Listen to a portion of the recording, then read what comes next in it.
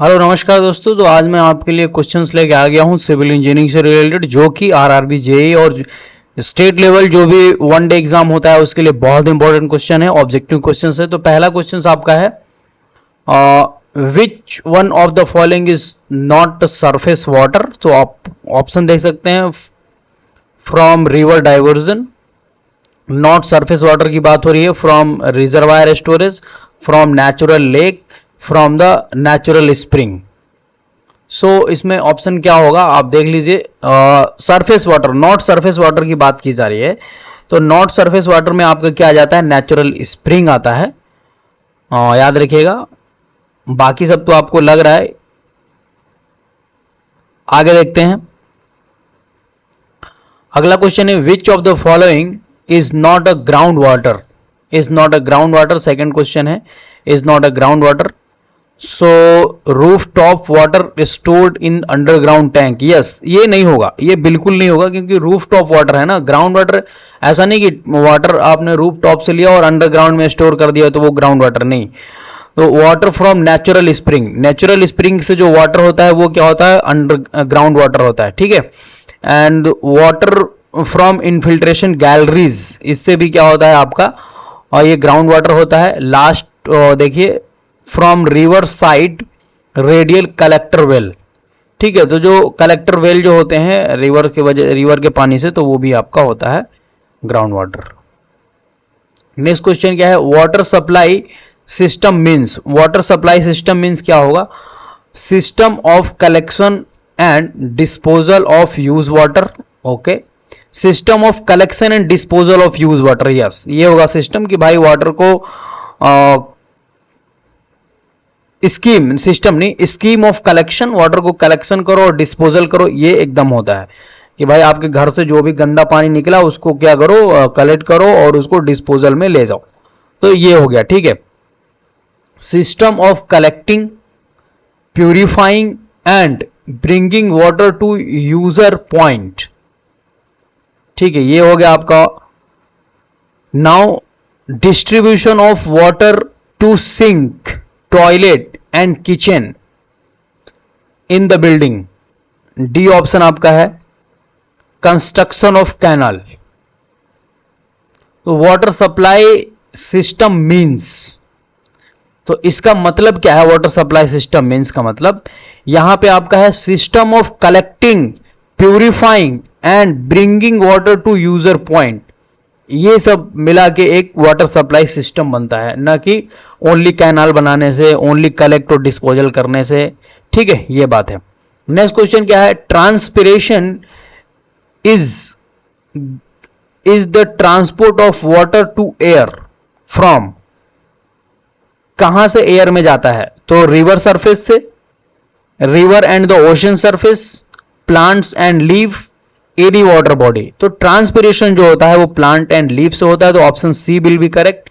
Next question देखते हैं, next question है आपका, the precipitation is evaporation of water from water body to atmosphere, evaporation from plant and leaf, अच्छा evaporation from plant and leaves, okay, rainfall and the rain and the snowfall. तो इसमें से कौन सा most appropriate option होगा। So question number 5 का, question number 5 का आपका डी हो जाएगा, इसमें रेन और स्नोफॉल दोनों आता है, ये प्रेसिपिटेशन के फॉर्म होते हैं।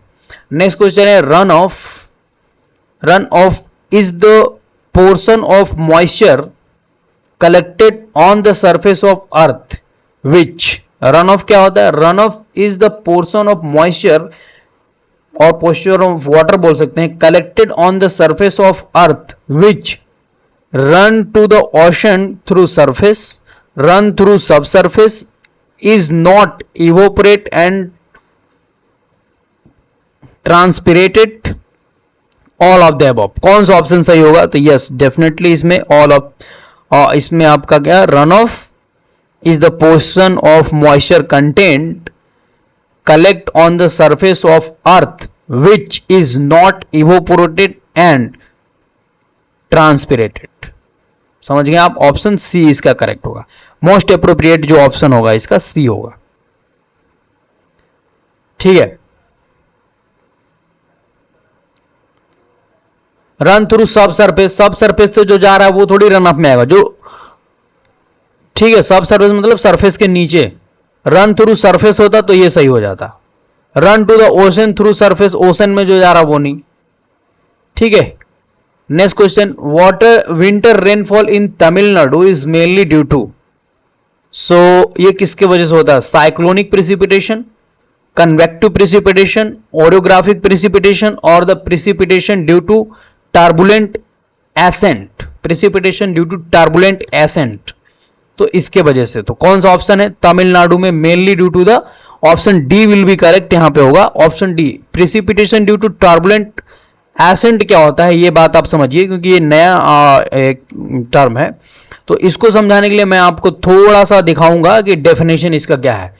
देखिए चार टाइप का होता है, आपका फर्स्ट होगा जो यहां पे आपको ऑप्शन में भी दे रखा है, फर्स्ट देखिए आपका होता है जो होता है साइक्लोनिक प्रिसिपिटेशन होता है, साइक्लोनिक प्रिसिपिटेशन, ठीक है, और उसमें frontal precipitation, non frontal precipitation होता है, दूसरा होता है कॉन्वेक्टिव प्रिसिपिटेशन, तीसरा आपका होता है ओरियोग्राफिक, चौथा टाइप का प्रिसिपिटेशन जो होता है वो होता है precipitation due to turbulent ascent. इसका मतलब क्या होता है, air mass is force to rise, air mass जो भी हवा है, उस हवा का जो मास है उसको फोर्स किया जाता है राइज अप, ऊपर जाने के लिए, due to greater friction of earth, greater friction of earth, मान लीजिए कोई बिल्डिंग वगैरह बना है उससे फ्रिक्शन हो रहा है, पहाड़ वगैरह है उससे फ्रिक्शन हो रहा है, जो भी अनडुलेटेड चीजें हुई उससे एयर फ्रिक्शन हो रहा है, और उससे क्या हो रहा है, फ्रिक्शन होगा तो डेफिनेटली हीट होगा और वो गर्म होकर ऊपर जाएगा, वो बात हो रही है surface, and it's travel after it's travel over ocean, ocean से जो हवा आ रही है, बात को समझिए, ओशन से हवा आई,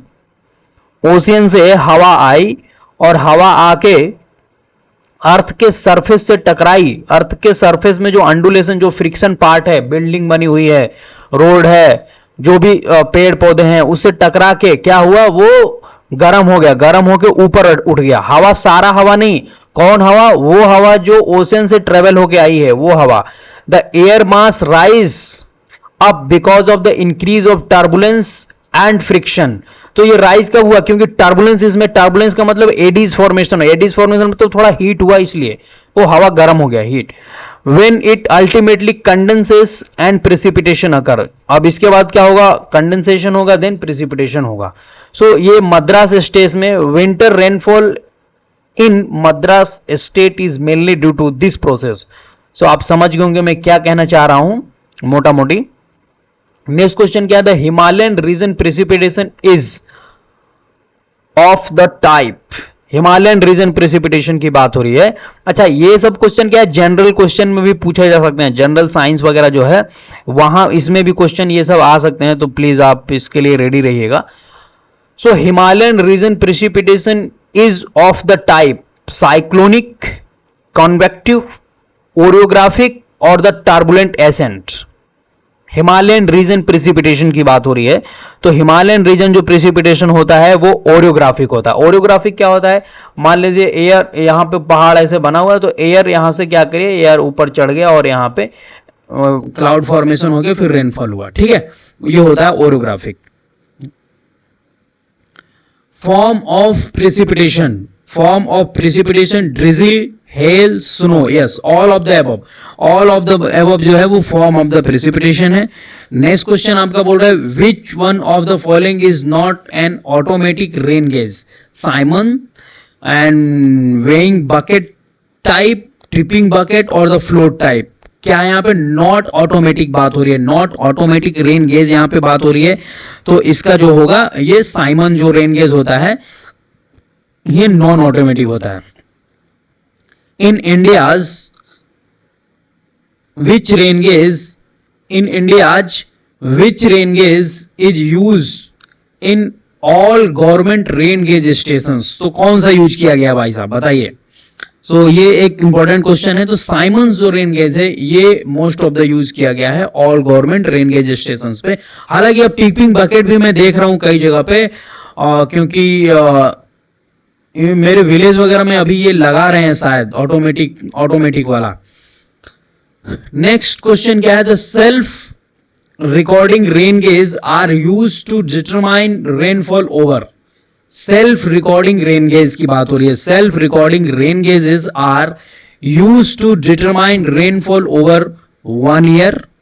self recording rainy season, month और द शॉर्ट पीरियड. किसके लिए? Question number 12. Self recording rain gauge are used to determine rainfall over short period. Over याद रखिएगा, over short period. Option D correct होगा क्वेश्चन नंबर 12 का. Question 13 देखते हैं.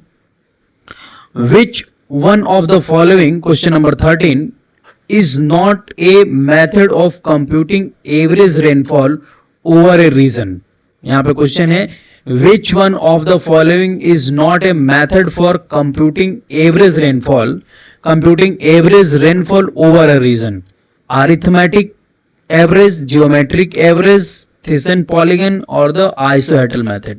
Which one of the following is not a method of computing average rainfall over a region? यहाँ पे question ये है. तो 13 का जो आपका ऑप्शन है ये ज्योमेट्रिक मीन जो है, geometric mean is not a method of calculating the average rainfall over a region. याद रखिएगा ऑप्शन बी करेक्ट होगा. यहाँ पे ऑप्शन बी आपका यहाँ पे करेक्ट होगा. ठीक है. सो आगे बढ़ते हैं हम. आगे आपका क्वेश्चन है evapotranspiration of water by crop. Evapotranspiration of water by crop is which of water consumed by evaporation and transpiration during the crop growth. Evapotranspiration of water by crop is which of water consumed by evaporation and the transpiration during the crop growth. So depth, volume, depth per month or the volume per month. Evapotranspiration of water by crop is depth of water consumed, volume of water consumed, depth per month water consumed, volume per month of water consumed bye evaporation and transpiration. तो ये बताइए ये क्या होता है ना. अगर मैं इसको आपको बात बताऊं सो डेप्थ होता है, डेप्थ में लिया जाता है कि कितना डेप्थ. जब आप कैलकुलेशन करेंगे तो आप डेप्थ में हम बात करते हैं कि कितना डेप्थ ऑफ वाटर कंज्यूम्ड हुआ इवोपोट्रांसपिरेशन में, इवोपरेशन एंड ट्रांसपिरेशन में ड्यूरिंग द ग्रोथ. तो ऑप्शन ए करेक्ट होगा. डेप्थ में मेजर करते हैं.